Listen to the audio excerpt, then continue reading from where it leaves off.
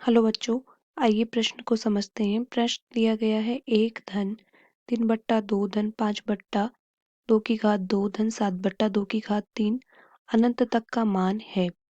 तो बच्चों, इस प्रश्न में जब मुख्य अवधारणा का प्रयोग होगा वो ये होगा कि गुणोत्तर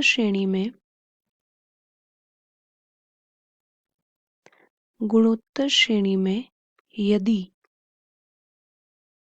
r का मान कम हो 1 से, तब Sn योग जो होता है श्रेणी का वो होता है a गुणा 1 ऋण r की घात n बट्टा 1 ऋण r।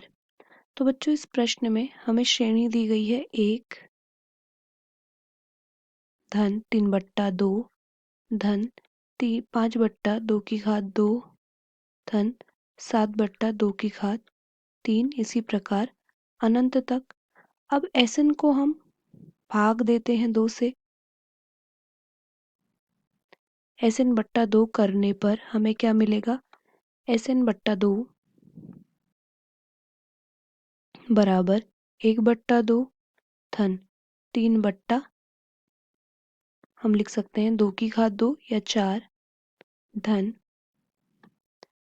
5/8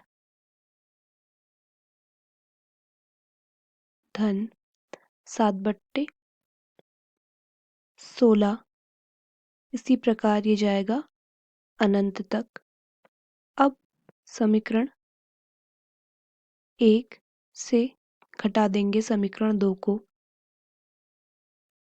समीकरण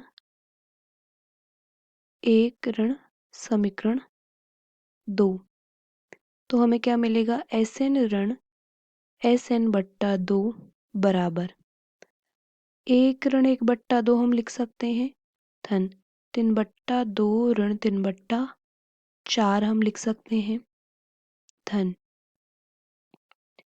5/4 ऋण 5/8 हम लिख सकते हैं धन 7/8 ऋण 7/16 हम लिख सकते हैं। इसी प्रकार ये जाएगा अनंत तक। तो यहाँ से हमें मिलेगा Sn/2 बराबर, तो ये अब 1 आ जाएगा सबसे पहले, ऋण 1/2 धन 3/2, ये क्या हो जाएगा? धन का 2/2, फिर ऋण 3/4 धन 5/4 आ जाएगा, धन का 2/4। इसी प्रकार ऋण 5/8 धन का 7/8 आ जाएगा 2/8 धन। इसी प्रकार यहाँ पे होगा ऋण का 7/16 और अगला होगा धन का 9/16, तो वो आ जाएगा 2/16।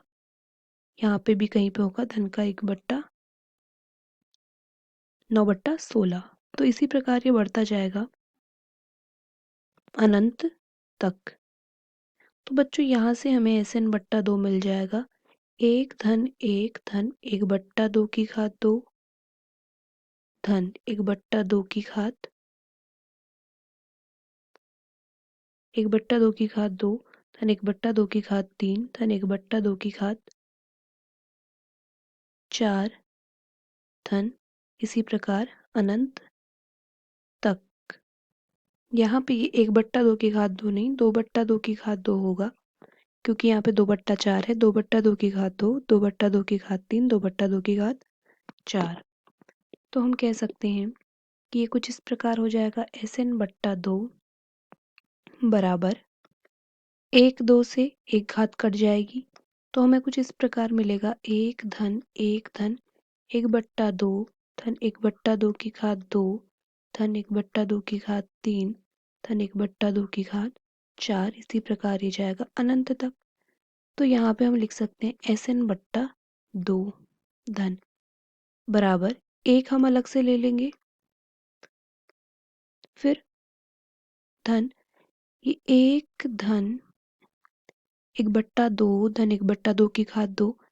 यहाँ पे अगर हम देखें तो हम इसे Sn1 ले लेते हैं, Sn1।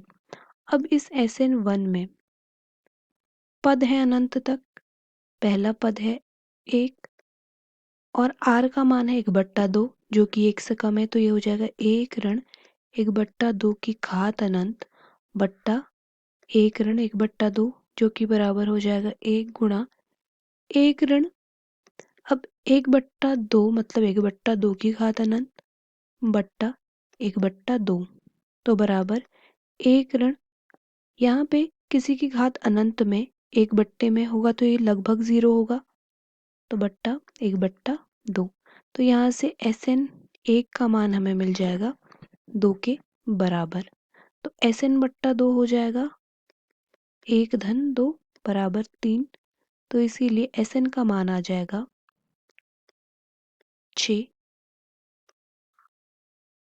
तो अगर हम विकल्प में देखें तो विकल्प बी हमारा उत्तर होगा 6। विकल्प बी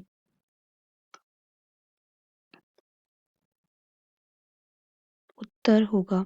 आशा करते हैं आपको प्रश्न समझ आया होगा। धन्यवाद।